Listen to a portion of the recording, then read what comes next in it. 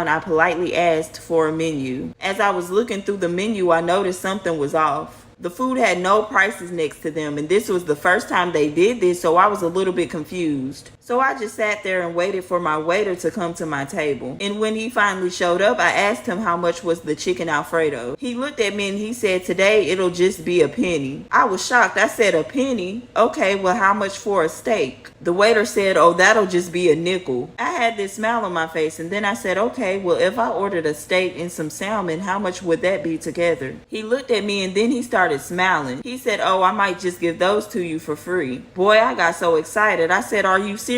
Then I said, "Where is the man that owns this place? Because I'd like to shake his hand." The waiter took my menu, and before he walked off, he said, "He's upstairs with my wife." At that point, I was confused, so I asked him what was he doing upstairs with his wife. The waiter just smiled at me, and then he said, "The same thing I'm doing down here to his business."